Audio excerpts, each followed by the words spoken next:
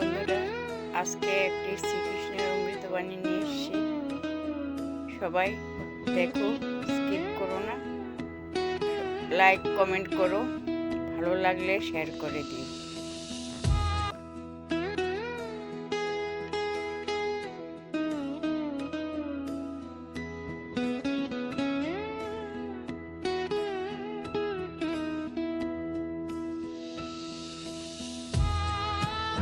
বন্ধুগণ, ভগবদ্গীতার দ্বিতীয় অধ্যায় থেকে কয়েকটি গুরুত্বপূর্ণ বাণী নিয়ে আসলাম। চলুন শুনুন। পতন ও মোহ মুক্তির পথ। মানুষ যখন জাগতিক বিষয় বাসনা কথা অনবরত চিন্তা করতে থাকে, তখন সেই সব বিষয়ের প্রতি তার আসক্তি জন্মায়। আসক্তি থেকে জন্ম নেয় প্রবল কামনা বা পাওয়ার ইচ্ছা। কামনা পূর্ণ না হলে জন্ম নেয় ক্রোধ। ক্রোধ থেকে মানুষের বিচার বুদ্ধি ও মোহ বা বিভ্রান্তি সৃষ্টি হয়। মোহগ্রস্ত হলে স্মৃতি বিভ্রান্তি ঘটে। মানুষ ন্যায় অন্যায় ভুলে যায়। স্মৃতি ভ্রম হলে মানুষের বুদ্ধি নাশ হয়, আর বুদ্ধি নষ্ট হলে মানুষ পুরোপুরি ধ্বংসের পথে চালিত হয়। এর থেকে শিক্ষণীয় বার্তা হলো, মানুষের পতনের মূল কারণ হলো সংযুক্ত মন ও অতিরিক্ত বিষয়ক আসক্তি। মনকে নিয়ন্ত্রণ রেখে কাম ক্রোধ থেকে দূরে থাকাই আত্ম উন্নতির প্রথম ধাপ। মনের শান্তি ও ইন্দ্রিয় সংযম। যার মন সংযত নয় বা যিনি ঈশ্বরের সাথে যুক্ত নন, তার কোনো স্থির বুদ্ধি থাকে না।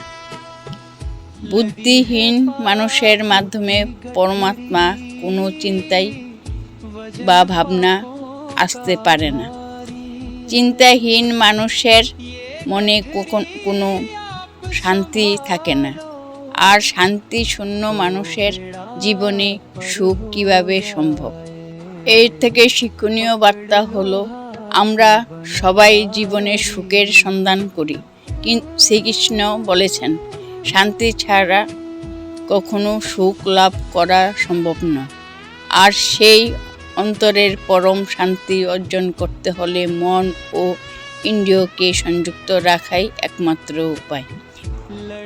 জীবনের পরম প্রশান্তি ও শান্তি লাভ। যে ব্যক্তি সমস্ত জাগতিক কাম বাসনা ত্যাগ করে আসক্তিহীন হয়ে জীবনযাপন করেন, যিনি আমার মমতা ও আমি অহংকার ভাব থেকে সম্পূর্ণ মুক্ত, তিনি জীবনের প্রকৃত শান্তি লাভ করতে পারেন। এর থেকে শিক্ষণীয় হলো, মানুষের মানসিক অশান্তির সবচেয়ে বড় দুটি কারণ হলো অতিরিক্ত প্রত্যাশা এবং আমি আমার ভাব অহংকার। এই দুটি বিষয় ছেড়ে দিলে হৃদয় পরম শান্তিতে ভরে ওঠে। কর্মের কৌশল বা দক্ষতা। যিনি সমস্ত বুদ্ধি লাভ করেছেন, তিনি এই জন্মের পুণ্য ও পাপ উভয়ের বন্ধন থেকে মুক্ত হন। তাই তুমি যোগ সাধনা সমস্ত ভাব অর্জনে যুক্ত হও, কারণ কর্মের আসলে কৌশল বা দক্ষতাই হলো যোগ।